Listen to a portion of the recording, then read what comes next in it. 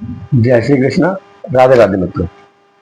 मैं पंडित राहुल दीक्षित अपने YouTube channel अपनी भागवत कथा में आप सभी का स्वागत करता हूँ। उम्मीद करता हूँ आप सभी स्वस्थ होंगे, मस्त होंगे। ईश्वर की कृपा से हमने और आपने मिलकर जिस यात्रा का प्रारंभ किया है उसी यात्रा में आगे की ओर चलते हुए आगे कथा का श्रवण करेंगे। आज हम भगवान के स्थूल और सूक्ष्म रूपों की धारणा तथा क्रम मुक्ति और दो मुक्ति का वर्णन इस कथा का श्रवण करेंगे।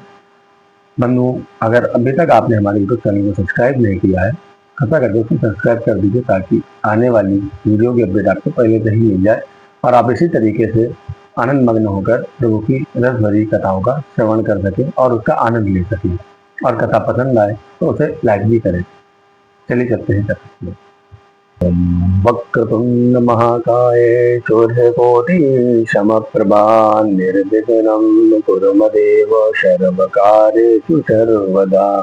गुरुर्ब्रह्मा गुरुर्विष्णु गुरुर्देवो महेश्वरा गुरुर्साक्षात् परं ब्रह्म तस्मै श्री गुरवे नमः। ओम नमो भगवते वासुदेवाय नमः। सच्चिदानंद रूपाय विश्वोत्पत्त्यादि हेतवे तापत्रय विनाशाय श्री कृष्णाय वयम नुमः। सच्चिदानंद स्वरूप भगवान श्री कृष्ण जी को हम नमस्कार करते हैं, जो जगत की उत्पत्ति, स्थिति और प्रलय के हेतु तथा आध्यात्मिक, आदिदैविक और आदिभौतिक तीनों प्रकार के तापों का नाश करने वाले हैं। ऐसे भगवान श्री कृष्ण के हम श्री श्री चरण कमलों में प्रणाम करते हैं और उनकी शरण ग्रहण करते हैं।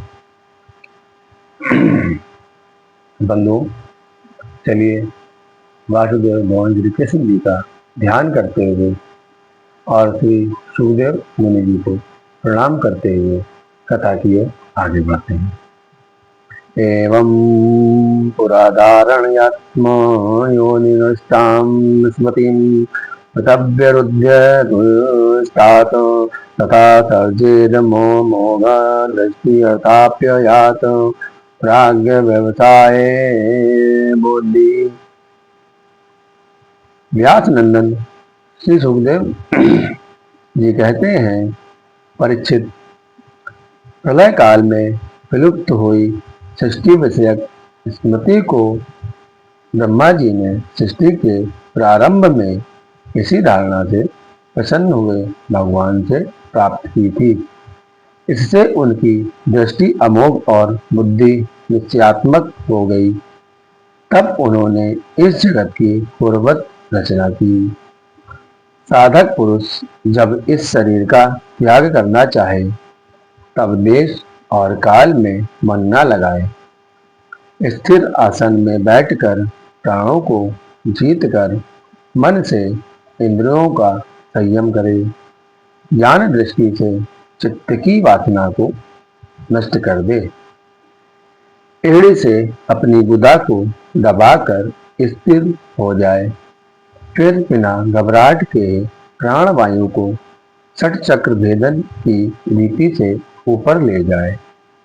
नाभि चक्र मणिपुर चक्र में स्थित वायु को हृदय चक्र अनाहत में वहां से उदान वायु के द्वारा वशा स्थल के ऊपर विशुद्ध चक्र में फिर उस वायु को धीरे धीरे तालुमूल में विशुद्ध चक्र के अग्रभाग में चढ़ा दे।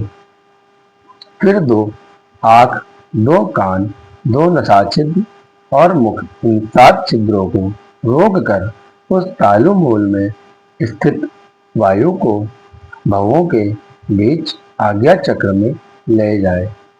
यदि किसी लोक में जाने की इच्छा ना हो तो आधी घड़ी तक उस वायु को वहीं रोककर स्थिर लक्ष्य के साथ उसे सहस्त्रार में ले जाकर परमात्मा में स्थित हो जाए। इसके बाद ब्रह्मरंध्र का भेदन करके शरीर इंद्रियादि को छोड़ दें।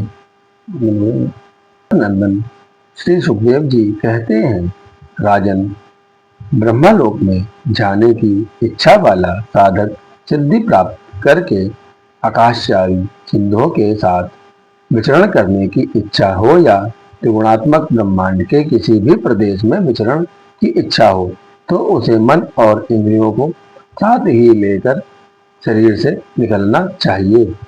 साधकों का शरीर वायु की तरह सूक्ष्म होता है। उपासना, तप, योग और ज्ञान का सेवन करने वाले साधकों को तीनों लोकों के बाहर या भीतर सर्वत्र स्वच्छंद रूप से विचरण करने का अधिकार होता है। केवल कर्म से यह संभव नहीं है। ब्रह्मलोक को प्रस्थान के समय साधक ज्योतिर्मय मार्ग सुषमा द्वारा करता है तो वह पहले आकाश मार्ग से अग्निलोक को जाता है। वहां उसके शेष मल भी जल जाते हैं। फिर वहां से ऊपर भगवान के शिशुमार नामक ज्योतिर्मय चक्र पर पहुंचता है। भगवान श्री विष्णु का यह शिशुमार चक्र ब्रह्मांड के ब्रह्मण का केंद्र है।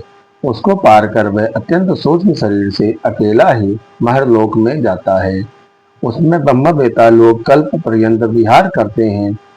जब प्रलय का समय आता है तब नीचे के लोगों को शेष के मुख से निकली आग से जलते हुए देखकर वह ब्रह्मलोक में चला जाता है, जिसमें बड़े बड़े सिद्धेश्वर विमानों पर निवास करते हैं।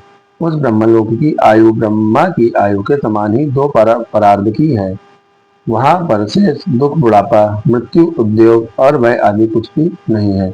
वहां के ब्रह्मवेत्ताओं के द्वारा दयावश अज्ञानी लोग के जन्म मृत्युमय दुखों को देखकर मन में बड़ी व्यथा होती है।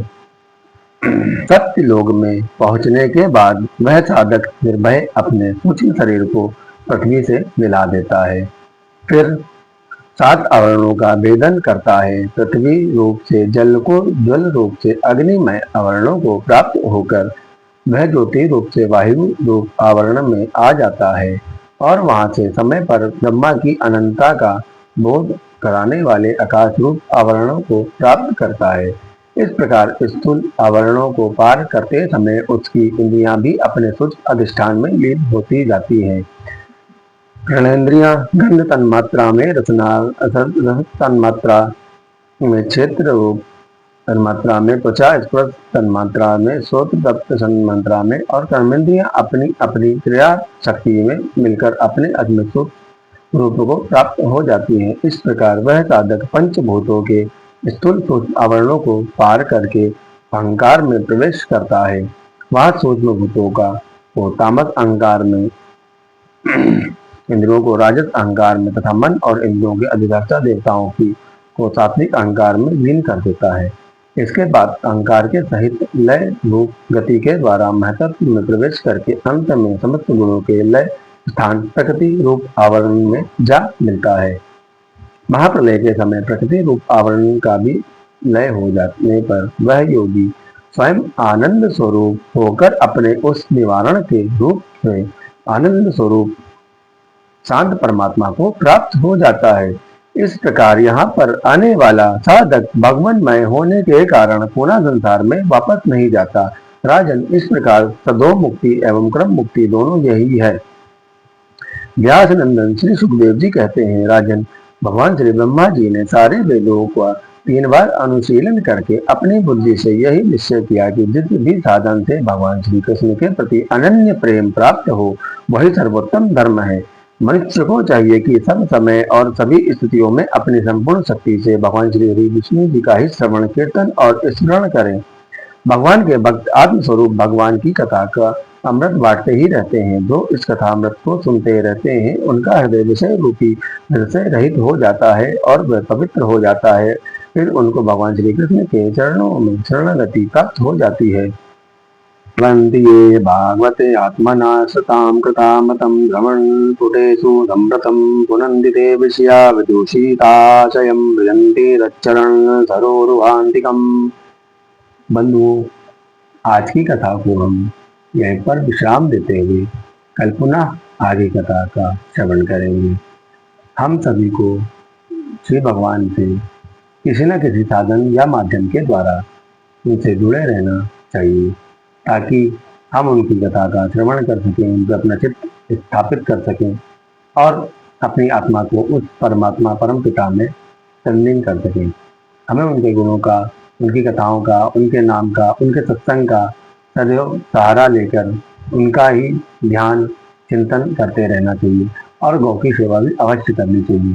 स्वयं भगवान श्री कृष्ण ने मनुष्य रूप में अवतार लेकर गौ की ही सेवा की थी और पृथ्वी का भार उतारा था। हम सबको गौ की सेवा अवश्य करनी चाहिए। इससे हमें परम पुण्य की प्राप्ति होती है और स्वयं साक्षात गौलोक की प्राप्ति होती है। इसी के साथ मैं अपनी वाणी को विराम देता हूँ। आप सभी सुखी रहें, समृद्ध रहें। इसी मंगलमय कामना के साथ आप सभी को जय श्री कृष्ण, राधे राधे।